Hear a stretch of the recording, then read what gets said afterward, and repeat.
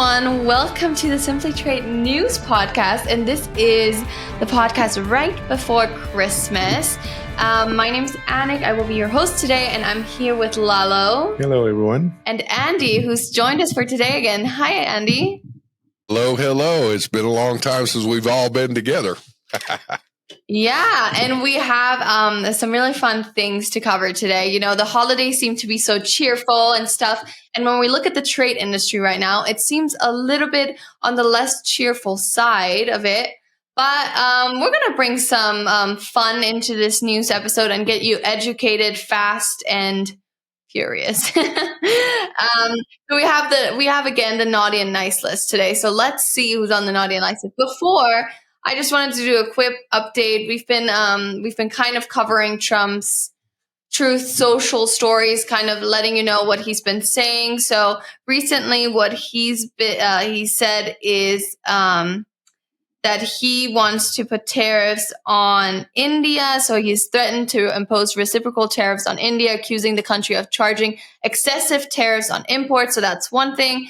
And then today, actually, as of Friday the 20th December, he said that the European Union should be paying up for the U.S.'s oil and gas, or there will be tariffs. So that's kind of what he's been saying. Anyways, we're going to move on from that. That's just things maybe that you haven't heard of. Okay, so we have on the naughty list. Well, I put him on the naughty list. Amazon. So, so it's funny because Amazon workers, led by the Teamsters Union, have decided to leave some coal in Jeff Bezos' stocking by launching strikes at 7 facilities across the United States.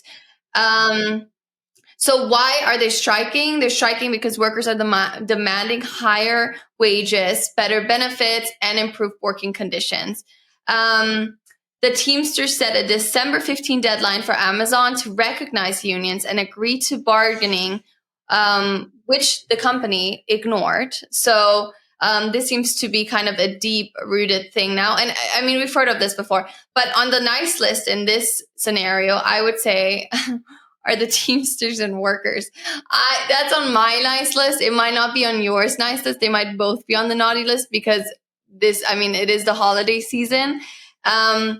But the Teamsters are representing nearly 10,000 workers at 10 Amazon facilities. Whoa. What? They're claiming. Yeah, they're not officially they've recognized. not. No. Yeah. I said claim. Yeah. Yes. No, okay. I said claim. Yeah, I guess you. But yeah, and obviously there's a lot of when we get to trade. So this is happening, and when we look at it in trade, so holiday deliveries are impacted. There's e-commerce disruptions, and obviously the strike could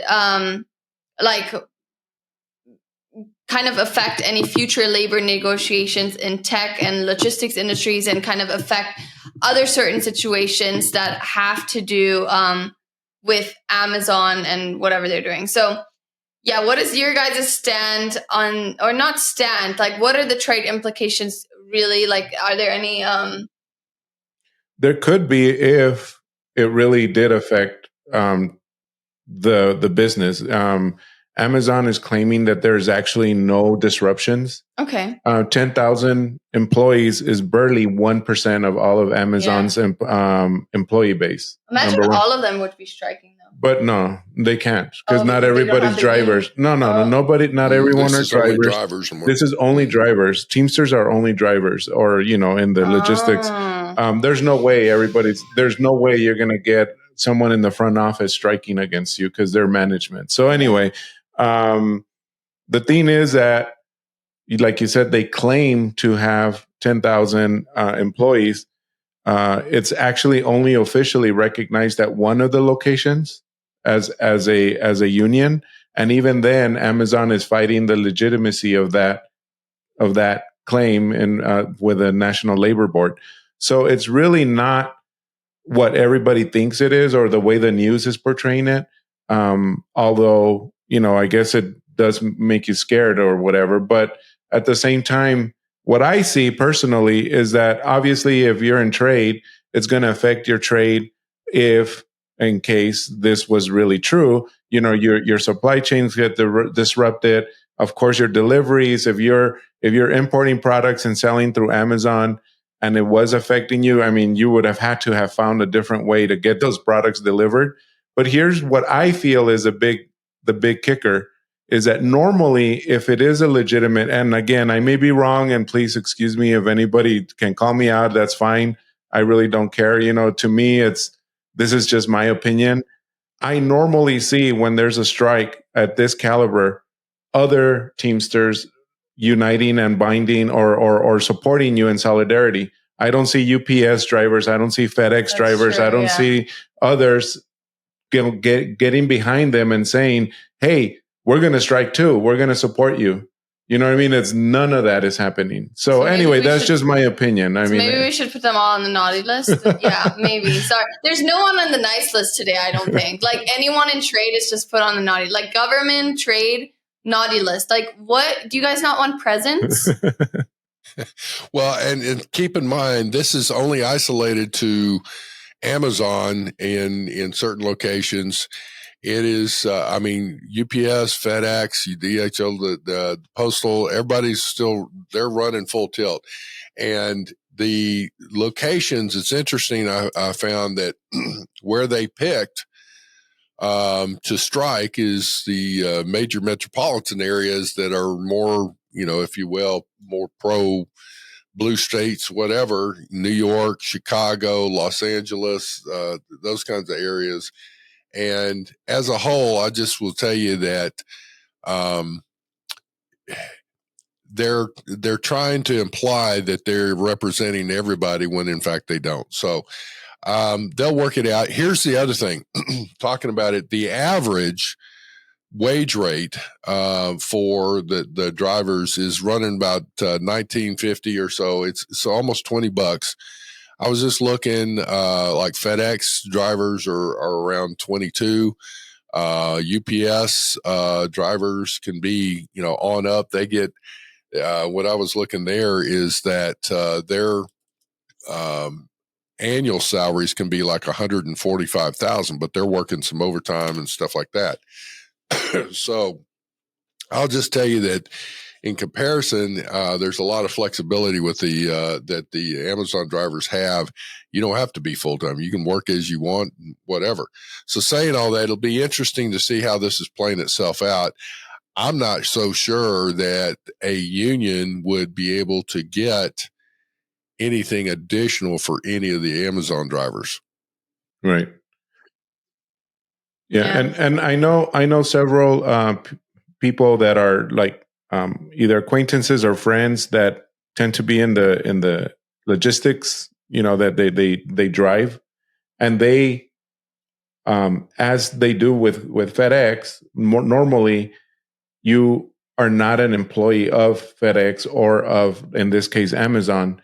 You are an independent contractor that have been given, you probably know this better, Andy, like for FedEx, you're given rights to be able to put, you buy your own truck, you buy your own delivery truck, and then you put the stickers and everything on that truck, as long as it specs that FedEx allows.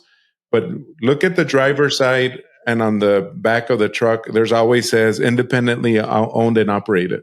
Because actually, I did recently see a random car, and they took like they dropped off. Well, that's for Amazon. So what they do is kind of like I've never seen that before, but it was just like a random car. Kind of sketchy. Here in El Paso, they started doing that, but that has been going on for years in other cities.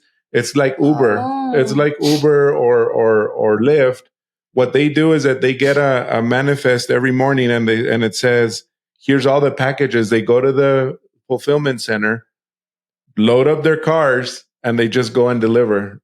So again, they're independent contractors. Oh, wow. They're not actual employees of, in this case, like Amazon. Oh, really? I mean, that when I was in San Antonio and I was talking to the person who had several packages in the back of their trunk, thank goodness that my suitcases fit in there. I was like, "Hey, what's that?" And he's like, "Well, I also double as an Amazon driver." Oh my And I said, how much do they get paid for that? I don't know, but it's apparently pretty good. Again, they're getting anything from on average the $20 an hour, but they're running routes, so they get so much per package or whatever. And that's the thing, is that the individual has more control over not only their schedule, but then, as far as delivering and whatnot. I saw last night, just on a side thing, it was a Amazon delivery. And it was somebody that they were using their own vehicle. Like, I was like, well, who's this? They stopped in front of the house and they got it out. And so, on the plus side, it's like, hey, it's a way to make extra money. Yeah, right. I think that's nice. Also, like, it makes it more efficient for like the customers. Right. Well, this person, like I said, I'll use the example of this person that I was riding with in San Antonio a couple of years ago. He said, I take the very first early run of Amazon packages and I do all my runs from 4 a.m. to, I think he said like 10 a.m. Because they're guaranteed delivery by 10 a.m., let's say. And what they do is that once they're done with all those deliveries, then they just basically turn on their Uber app and they start Ubering wherever it is that they ended up on that route. Yeah. And then they start doing runs. Oh, wow. And then if he feels up to it, he'll sign up for a late run on Amazon. So they'll do the late night run, not late night, but evening run. But again, the way he explained is that he is an independent contractor, as are Uber drivers. They don't work for Uber. They're independent.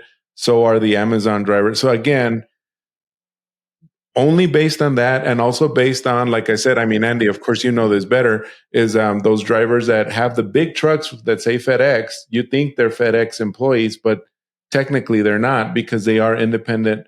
Not all of them, of course. Like the Express are employees of FedEx, but like I think the ground ones, right, Andy? Is the ground ones are the ones that ground or home delivery. The home delivery ones are the ones, and look at the trucks. Like I said, it says independently owned and operated, even though it has the big old stickers on the big delivery trucks that say FedEx or whatever. So, that's just my point. I wonder. There's a lot of companies that operate that way. A lot of trucking firms that have small package delivery type things and whatnot. So. Wow, that's a way of making money, right? Okay, well, circling back to the whole Amazon strike situation, I guess this was insightful. And really, I right now, it doesn't affect a lot of people. It just affects really the Teamsters that are demonstrating and not working. So there's not really anything to fear right now as of trade individuals. However, if the strike, and we don't know, and we don't think so, but if it does expand or continues and turns into something really big, it could leave some consumers without, gifts or whatever. But we don't think that's going to happen, right? Well, and the one thing too is they're going to try and expand this out. We'll just see how much clout that they have. But here's something to give some thought to. The Teamsters will be looking to have, if you will, full-time employees, permanent employees, things of that nature. They do not care for. It doesn't work to their best interest to allow contractors. So, and that's what we're talking about here is a contracted route where you can go in and do these things. So the implication here is if, in fact, the Teamsters are able to expand, if you will, and become the official bargaining unit for labor at Amazon for drivers, you can see all those contracted routes go away. So that's just food for thought as people are looking at that. You can't have it both ways on some of that stuff. So anyway, food for thought. Yeah, thank you.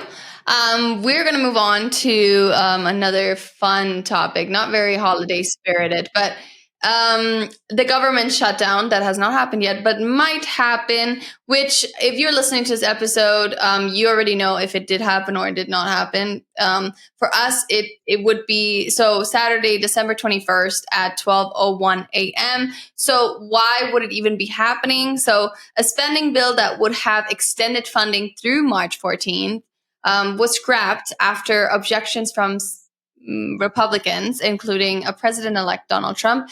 And I guess now that Elon Musk has been in such a spotlight, we can also note that he had an opposition to the spending bill, calling it terrible.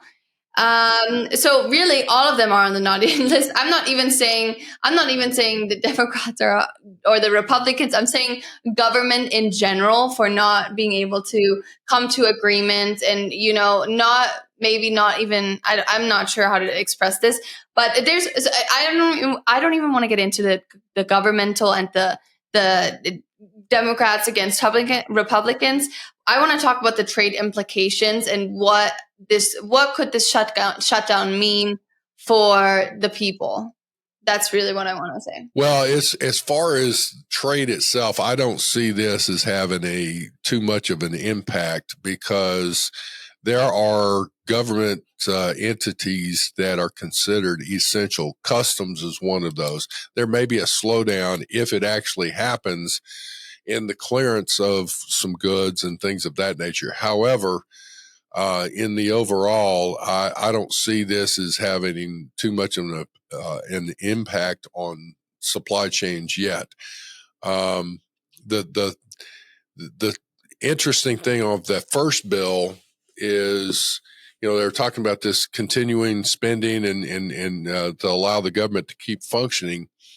The vast majority was 1,500 pages. The vast majority was loaded up with all kinds of stuff that had nothing to do with keeping the government running. It was full of pork and all kinds of crap.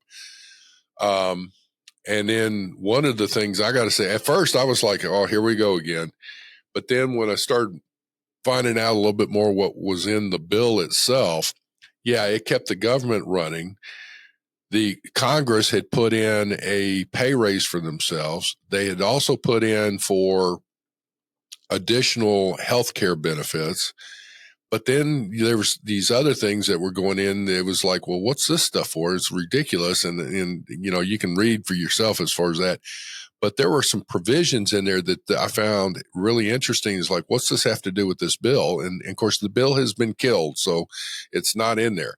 But one of the things is in there is that the government or people in the Department of Justice or anywhere would not be able to subpoena a member of Congress for their email or their text messages. And they were making it retroactive. So if there was some nefarious things going on from a legal perspective of saying, is there some criminal activity or something going on, you would not be able to, by law, and that they would put forward, be able to see their emails and text messages. Like, well, what's up with that? You and I have to adhere to the law. Why doesn't Congress do? So that got killed. Then the second bill has been killed, and that was a stripped down, super skinny deal. So it went from 1,500 pages to about 115 pages, from what I understand. That got killed last night. So as of this moment, there's supposed to be another bill that's coming through. They're working through trying to come up with something here. So as we're looking at it, supply chain, I don't see an impact yet. Life goes on.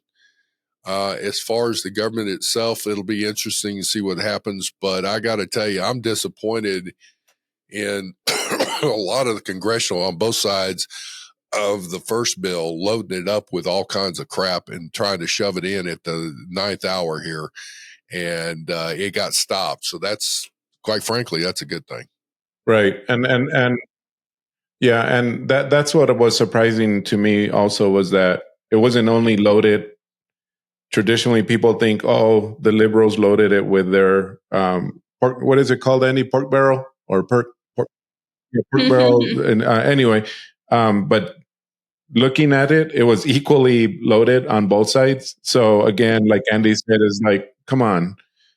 Secondly, like Andy said, I mean, this has nothing to do with trade, but I do also get very frustrated. Is like, hey, y'all get on our health plans and see how much we suffer, instead of padding your own health plans. What the hell? You know what I mean? It's like, live like we do, and then you'll see how we struggle and how hard it is to live on publicly available health plans. You know what I'm saying? And so meanwhile, they get all these really cushy health plans, and then like you said, a raise for what? I mean, very little has been done that has been amazingly effective in the government, yet they want to raise. You know what I'm saying? And so anyway, I'm with you on that, Andy.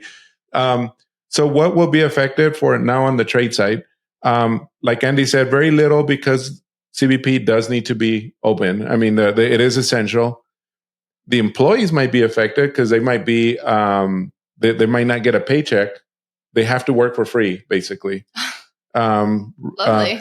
What a great holiday season. Happy holiday. If you look at it, though, look at the timing here. You've got vacations, you've got things like that are coming into place. So, right. I mean, the timing on this, they have a little bit of time before it really hits their pay. Right. But as a whole, I don't see them getting shorted because they'll make it retroactive. And they will make it retroactive. You're right. It will be retroactive. The only ones that I do see, and then if you all want, here, the listening audience, if you all want, go back to around September, late August maybe of 2023. We had a really good episode with NCBFAA, and pretty much everything they said is same thing here. Some government agencies might be affected, like that are not considered essential. So these are the PGAs or OGAs. I mean, depending on if you're old school or new school. But anyway, that may be slimmed down dramatically, where somebody's not there to give you an answer right away, but their websites will continue to operate. There will still be support and help through their websites. Like the EPA, for example, they probably very likely will not be kept open fully. But what does that mean? Maybe there's some chemicals that you're importing and they're going to be a little delayed, and so they're going to be held a little longer. So there's things like that, but it'll still clear customs, but customs may flag it for like an inspection or a clearance through another government agency, and that government agency may not be operating fully. So it's going to take a while to get cleared. So it may not be a big deal. I'm hoping this is coming out on Monday, and I'm hoping everybody's going to say, what are these idiots talking about? Because there was a bill passed. You know what I mean? So let's hope there was. I know, that's why I'm saying. I mean, we're covering news stories right now, but when you're reading it, it seems like it's the darkest hour. Like if you're reading the Amazon, if you're reading the shutdown, and so, but like even just listening to y'all talk, it's like, okay, there's a fresh light. It's not as bad. So I'm hoping that everyone listening kind of remembers that even though the news give you really the grayest gray, or they try to really play it to where it's super dark, so you keep reading the news. Let me add this. It may be pretty dark for others. Yes. For other non-trade industries, like people who count on government checks, that's going to slow down or be, it's going to dry up, so yes, or if you're a politician, like you're probably not in the best light of days. Yeah, you're not going to get that bump in pay or whatever, right? Yeah, but remember, whether you're an Amazon worker on a strike or a politician trying to really just keep the government's lights on, it's important to just check your list twice this holiday season. And I want to leave you with that. But I do have and thank you guys, because I feel like this was insightful. It's a little bit light. It seems like we're making these topics a little bit lighter and easier to understand. Right. I mean, for me at least, I hope for you as well. Whoever's listening in their car, at work, in bed, whatever, wherever you may be listening. I do have a fun fact for you, or whatever. It's just a little bit of a fact. In 2023, China was the leading exporter of Christmas decorations worldwide, with exports exceeding 5.7 billion. So check wherever your Christmas lights and whatever decorations you have back home are from. Would be interesting to know if they're from China. And if they're not, wow, then you're bonus. You're different. That's great. Maybe it's made in America. That would be even more great. Yeah. And really, I want to take this time to thank everyone who's been listening to this episode. We get so many loyal listeners and new listeners. I think our Spotify Wrapped, if you do get a Spotify Wrapped, we get one as well for the podcast. And I think we had 35 countries listening. So people from 35 countries, which is so amazing. Of course, the United States was number one. I think Canada second. We get a lot of people from Canada. And thank you guys so much for listening. And we hope that you really have the greatest holiday season to, cheer up and be on the happy side and try to stay on the positive side of life. Life can get tough, but I think you just need to remind yourself of the things you have this holiday season. And we're also here for you, the SimplyTrade podcast. So thank you, Andy and Lalo. And yes, thank you. Yeah, thank you, Anik, also for putting all this together every week. Anik does a good job. I brag on you every chance I get, even though you and I always kind of lock horns occasionally, but I love it. And we'll see what happens. I told Lalo, I'm like, I don't know. It seems like things are shifting. I don't know when we're getting into when we get a new president, things may be shifting. He might turn even on the Republicans because he's starting to, and I have a feeling that we're going to go that way. So it's going to be what's needed for the betterment of the country. I think we'll see. We're in trouble. Open-minded a little bit. Hey, listen to you, your family, and to our listeners. Merry Christmas, Happy New Year, and we just hope that you thank you for your listenership. If you haven't already, please subscribe. It helps us and share, but also thank you, and we just God bless everybody, and to you and Lalo, thank you so much for your support and everything else. I'm just so humbled.